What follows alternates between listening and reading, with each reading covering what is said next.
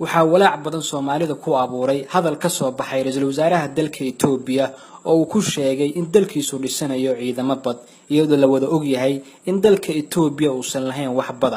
dad badan oo Soomaaliya ayaa durba bilaabay inay isweydiiyaan sida uu dal aan bad lahayn ku yeelan karo ciidamo badeed isweydiin kaliya ma aha hadalka ka soo baxay Itoobiya wuxuu abuuray walaac badan oo ay Soomaalidu ka qabto qorshahan cusub ee Itoobiya sanadihii u dambeeyay Itoobiya waxay si muuqato u maamuleysay maamul goboleedyada Soomaaliya waxaana dadka qaar walaaciyay in qorshahani uu yahay inay qabsadaan xeebaha Soomaaliya iyagoo ka faa'iideysanaya marxaladda ay Soomaaliya ku jirto waqtigan iyo maamulada badan ee isdaba yaacaya oo ay dhamaantood iyada maamusho dhawaan waxaa la socotaan in Itoobiya ay saamidan 19% ka heshay dekedda Berbera iyadoo aan wali la aqoon qaabka ay ku heshay waxay sidoo kale dadka isweydiiyeen marka laga soo tago Soomaaliya afarta dal ee kale ee Itoobiya xuduudaha leh ee xeebaha leh dhamaantood waa dalal leh dawlado dhisan oo awood leh waana Kenya, Suudaan, Eritrea iyo Djibouti sida darteed Itoobiya dalalkaasi kuma gardaroon karto laakiin sadalka kaliya ee baylaha u muuqda waa Soomaaliya dib kale ka daran baa jirta oo taa ka dhumuc weyn nimankii hawaash naga dhacay iyo deenta labi hawle dhoobada awaariye ragii faafal naga dheelmay dhagax buur ilaa dhoobo madow tan iyo dheekaasoo ceelkii dhanaane iyo ragii deenta naga xoogay dhoobada awaare iyo ragii faafal naga dheelmay dhagax buur ilaa dhiito iyo waraha dhaadheer balafta dhaqeeya booriyo afdheer iyo wala dhinaciisa kaymaha dhamaajada leh iyo dheega xamaraadba isku dhoon dharka imaale iyo dhoolihii adare dhambal iyo ilaa dir dhabood yaab u dhimanayso dhulka iyaga ragii naga dhacay dhaqasho noo diiday maantana waxay dhaan fureen kobaan la dhaadayne saankoodu u dheeriyihiya baaqa loo dhigay dhigmanimaan lahayn bay la tahay dheelaliya beene dhiganaha duruusta iyo haddaad dhugato taariikhda Falastiin sidii loo dhacaan dhalan wadaagnaaye aniguna odhaahdaan dhigaa dhaxalgal weeyaana dhagxumadu intay ka fogtaa la iska dhowraayo haddaan hanada wada dhiiran iyo geesiyo u dhaaran haddaynaanu dhiman diinta iyo dhaadashada ciidda dhuuxiyo haddaynaanu shubin dhiigga iyo heenka maba dheera goortay dalkaba inaga dheelmaane dhaqsadoo ka kaca lama fadhiyo dholondhol ceebeed waxaan rabaa ugu dambeyntii inaan u sheego dadka hadda soo baraarugay ee hurdada ka toosay walaaca weynna ka qaba qorshahan cusub ee Itoobiya ciidamo bad ku dhisanayso in aad soo toosteen filimkii soo socday 30 sano u dambeysay oo dhamaad ku dhow Soomaaliya inay noqoto cad hilib ah oo meel banaan yaala maaha wax shalay iyo maanta soo bilowday oo qorsho soo socday sanado badan oo heerar kala duwan soo maray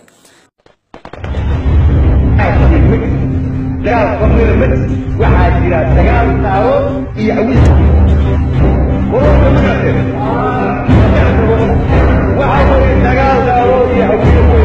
hadda filimku wuxuu u muuqdaa mid dhamaad ah waana waqtigii Soomaalida loo muujin lahaa qorshihii soo socday nus qarniga Itoobiya ayaa weligeed aaminsaneed in dhulka Soomaalidu iyadu leedahay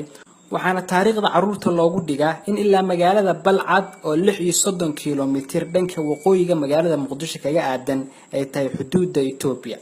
Itoobiya waxa uu soo carfaysa guushi waxay aaminsan yihiin inaysan waqti badan uga harin himladii dheereed oo ay lahaayeen oo ay naf maal iyo maskaxba u hureen in qorshihii Itoobiya uu yahay mid dhamaad ku dhow waxa muujinaya waxyaabo badan oo dhacay oo aynu marqaati ka nahay waxa kamid ah tirada qunsuliyadaha oo ay magaalooyinka Soomaalidu ka sameysteen Itoobiya waxay xarumo safaarada ay ku sheegeen ka dhisteen Baydhabo Garowe Kismaayo Hargeyso iyo maamulada kale oo ay xarumo ku meel gaar ah ku leeyihiin waxaana ugu dambeysay qunsuliyad ay ka fureen magaalada Burco waxa ayna mas'uul uga dhigeen nin reer Burco ah oo ay dadku ku ogaayeen inuu ahaa nin Burco ku nool oo Soomaaliya Ilaahay waxaan ka baryaynaa marka hore in xilkana Allah noo fududeeyo arrintan iyada ana shacabka iyo mas'uuliyadda aan qaadnay inaan sideeda uga soo baxno waajibaadkayga aan gudano ayaan ku rajaynaa arrintan maanta halkan soo gaadhay rag baa u soo dhabar adeegay oo maanta inay midho dhasho intaaba processka ku soo jiray waqtigooda iyo maalkooda iyo nafahooda iyo taymkooda siiyay aad iyo aad baan uga mahadcelinaynaa waxa aan markaa insha Allah aan ku wada shaqayn doonaa qorshaha sharciga ah ee u degsanay inaga inoo dhaxeeya insha Allah anaguna waxa aan isku dayi doonaa inaan jahliyada gobolkan Togdheer ama Burco inaan iyadana si sinnaasha aan isugu xidhno waxa intaasi ka siiya badan qaabka shacabka loogu tumayo oo keega loogu jirayo marka la gaaro dabaaldegooda halkani waa magaalada Hargeysa oo looga dabaaldegayo maalinta qowmiyadaha Itoobiya waxaan marwaan hadalyeelaya qowmiyadaha Itoobiya waxaan aqbalyeelaya horumarka gaareen waxaan aqbalyeelaya dimuqraadiyadda nabadda ku shaqeynaya Ethiopia waa dalka koowaad ee Somaliland ay walaalayeen waa dal ay aad xidhiidh dhow leeyihiin waa dad jecel Somaliland jiritaankeeda halkanna waa magaalada Garowe oo looga dabaaldegayo isla xuskaasi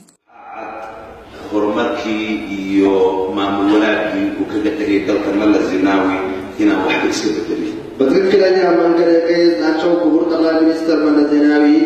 إلهي هذا وعدنا تركبوا بذات من قد يهرون دالله بس أشوراي إذا بكتل halkanna waa magaalada Xamar oo iyaduna laga xusayo intaas oo dhar markaan meel iska soo dhigto waxaa jira arin kale oo cadeyn dhab u ah qorshaha Itoobiya Soomaaliya ka damacsan tahay ma og tahay oo ma la socotaa in Soomaaliya ay tahay dalka kaliya ee safiir ahaan dawlad kale ugu soo magacaawday qof isla dalkaasi u dhashay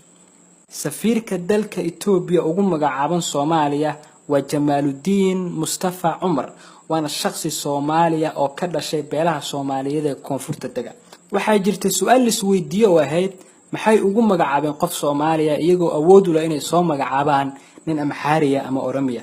ama qoomiyadaha kale ee kala duwan ee dalkaasi ku nool waxaan filayaa inaydan jawaab kale igaga baahneen oo ay arintu cad tahay bal daawada safiirka Itoobiya oo ka hadlaya xafladii keega weyn looga jaray waxaa caawa farxad weyn inaad nagala soo qaybgashaan munaasabadan 27aad ee ku beegan 28 bisha May waa maalin weyn oo xusuus badan nagu leh Itoobiya waxay aaminsan tahay in Soomaaliya ay tahay qayb ka mid ah qoomiyadaheeda waxayna sidoo kale aaminsan yihiin in maalin uu la wareegi doonaan naboodyaab u dhimanayso dhulka iyaga raggii naga dhacay dhaqasho noo diiday maantana waxay dhaan fureen kobaan la dhaadayne saankoodu u dheeriyihiya baaqa loo dhigay dhigmanimaan lahayn bay la tahay dheelaliya beene dhiganaha duruusta iyo haddaad dhigato taariikhda Falastiin sidii loo dhacaan dhalan wadaagnaaye aniguna odhaahdaan dhigaa dhaxalgal weeyaana dhagxumadu intay ka fogtaa la iska dhowraayo haddaan hanada wada dhiiran iyo geesiyo u dhaaran haddaynaanu dhiman diinta iyo dhaadashada ciidda dhuuxiyo haddaynaanu shubin dhiigga iyo heenka maba dheera goortay dalkaba inaga dheelmaanay dhaqsadoo ka kaca lama fadhiyo dholondhol ceebeed haddaba ummadda Soomaaliyeed gaar ahaan dhalinyarada waxa ay nasaaran waajib waa inaan kacdoon cusub dalka ka bilownaa waa inaan maryaha calaamadaha ee kala duwan iska tuurnaa oo aynu mid ku midownaa waa inaan meesha ka tuurnaa 10 madaxweyne ee dhexdeena xuduudda kala dhigay waa inaan dalkeena difaacnaa haddaynu intaasi sameyn weyno meel ku qorta ubadkeenu waxay ku noolaan doonaan gumaysi ka daran tan lagu hayo Soomaali galbeed dhulkeenuna wuxuu noqon doonaa kilin ka tirsan Itoobiya fadlan muuqaalkani la wadaaga asxaabtaada waa saaxiibkeen Cabdi Soo Gubisjeedo ilaa kaca oo dalkeena difaaca nabaadtiina